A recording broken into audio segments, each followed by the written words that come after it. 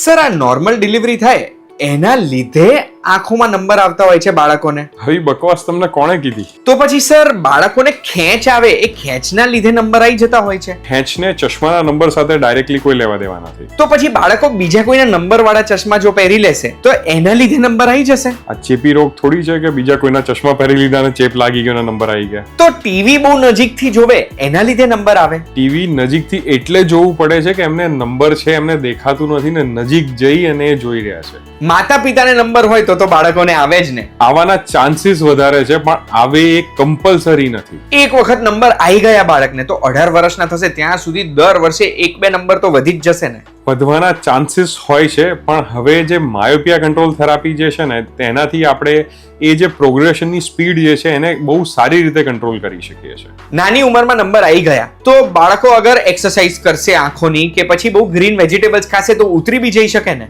બિલકુલ એવું નથી. આ દુનિયામાં એવી કોઈ એક્સરસાઇઝ એવા કોઈ યોગા કે એવું કોઈ વેજીટેબલ્સ કે કોઈ વસ્તુ નથી બનેલી જેનાથી ચશ્માના નંબર જે છે એ ઉતરી જાય. તો પછી ખુલ્લા પગે ઘાસમાં ચાલીશ તો નંબર ઉતરી જ જશે ને. જો એવી રીતે ઉતરતા હોત તો મારે દરરોજ સવારે 2 કલાક ઘાસમાં ચાલવું જોઈએ. તો પછી સર મારે એ જાણવું છે કે બાળકોના નંબર નાની ઉંમરમાં જો આવી ગયા તો કંટ્રોલ કઈ રીતે કરવાનો, અગર નંબર આવી જાય છે તો એ ઓળખવા કઈ રીતે, અને નંબર આવી ગયા એના પછીની ટ્રીટમેન્ટ કઈ છે.